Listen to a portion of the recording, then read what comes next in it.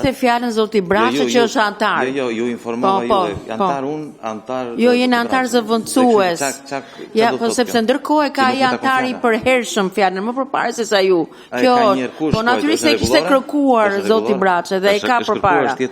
Okej. Tani të merremi me thelbin se këto janë gjëra që unë e kuptoj që ju nuk jeni shumë të lumtur kur unë vinë në këtë komision. Tani, unë nuk e kuptoj pse i bëjmë gjërat kaq të vështira për të kuptuar, por janë shumë të thjeshta. Pse kushton më pak ta importosh produktin nga jashtë se sa në Shqipëri? Sepse shtetet e huaja subvencionojnë fermerët e tyre.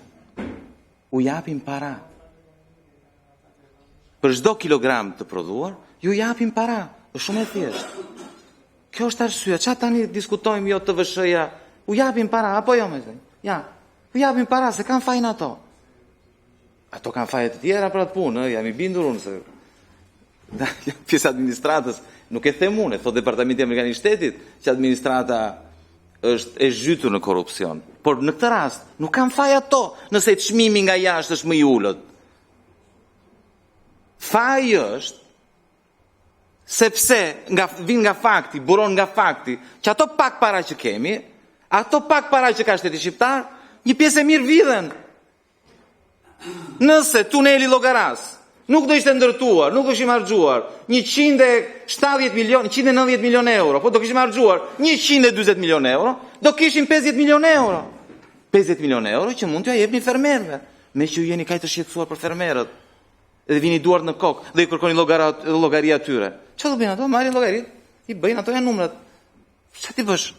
Nuk ke çfarë ti bësh. 50 milion euro, po flas vetëm për një tender. Nuk po flas për incineratorën e Tiranës. Nuk po flas për të gjitha që keni bërë. Është shumë e thjeshtë. 2 orë që diskutoni për gjëra që janë të rëndësishme, duan bërë të thjeshta. Por thelbi është që parat që duhet shkojnë te fermerët vidhen nga majoranca juaj. Çan këto diskutime? Këto diskutime bëjni në grupin parlamentar të Partisë Socialiste, kur mlidhni forumet e Partisë Socialiste, diskutoni me njëri tjetrin. Ky është teatr. Ky është teatr. Nëse nuk ju pëlqen projekt ligji, mos e votoni. Nëse u amban. Çan këto diskutime 3 orë këtu. Dhe me qëra fjala, zonja kryetare. Tani unë kuptova që unë nuk që nga antar si gjithë të tjerë. Antari zëvendësues nuk është antar si gjithë të tjerë. Kështu është, nuk jam si gjithë të tjerë. Dakor. Ju nuk i keni ndjekur fare punimet e këtij komisioni. Neve jemi duke diskutuar paketën fiskale për ne dhe në tërësi. Në diskutimin në parim që u bë paketës fiskale, ju nuk keni qenë fare i ulur këtu. Që kështu këto antarë të këtij komisionit, më fal ta mbaroj. Unë nuk ju ndërpreva asnjëherë, vetëm po, dhe kanë të drejtën të marrin fjalën përpara jush për të kuptuar si do funksionojë kjo paketë fiskale. Që kështu bëni durim të prisni radhën. Nga buron kjo, bëni durim të prisni radhën, që kështu kjo është e para. E dyta, në qoftë se keni gjëra që lidhen me këtë renditje, do ishte mirë që të bënit më aktiv dhe mos e quanit veten ju për neve, se në këtë rast nuk e të bën veten antar të komisionit, po na drejtohesh ju. Dhe vetë e përjashton veten nga antarësia në këtë komision. Dhe prandaj është mirë që kur ulesh këtu me ne, të ndjekësh procedurën që ka komisioni. Do ishte shumë e udhës të punojë me procedurën e komisionit. Prandaj po ju them që nuk jeni antar si gjithë të tjerët, jeni zëvendësues, nuk keni marrë pjesë në seancat paraprake për diskutim. Ne kemi bërë gjithsa me grupet e interesit dhe kemi lexuar gjithë raportet e komisioneve. Ju asnjëra nga këto s'keni bërë me ne. Mund t'i keni bërë për hesapin tuaj, po me ne asnjëherë, që kështu fjalën e keni mbasi të sqarojmë ne që po punojmë për këtë gjë. Në qoftë se jam e qartë unë. Tani zoti Braçë. Jo, s'kam mbaruar, zonja kryetare, më ndërpret fjalën. Tani ju mendoni se ne këtu jemi në shkollë ose në një kopësht dhe ju mbani mungesat dhe thoni kush ka ardhur më shumë, do flasim më shumë. Ju lutem zonja kryetare, mos e bëni këtë komision qesharak më shumë se ç'është. Nuk janë mungesat, tani flasim qetëso. Jo nuk po flasim me kryetarin, qetëso.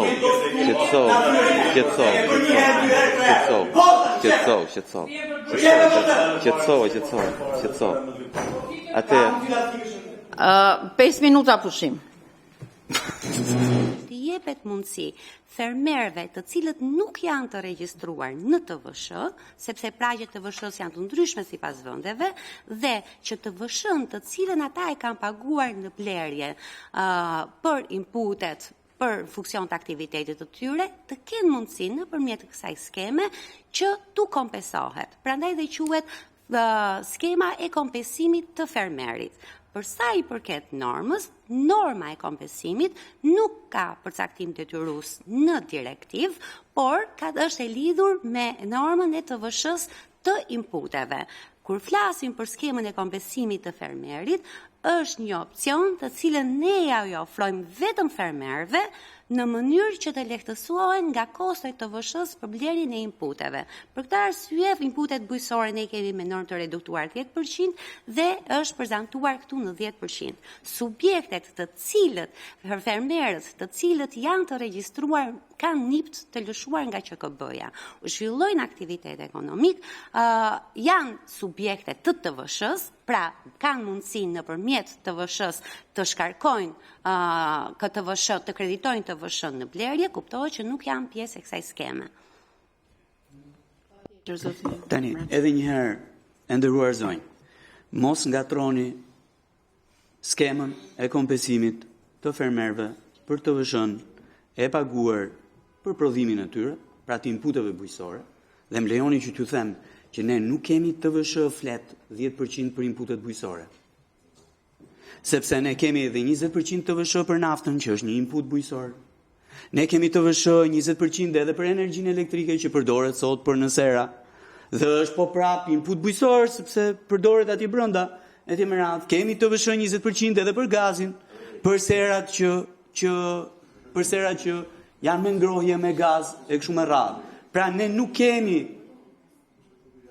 kemi TVSH të unifikuar për çdo input që përdoret për prodhimin bujqësor. Jo, nuk kemi. E keni unifikuar ju në 10%?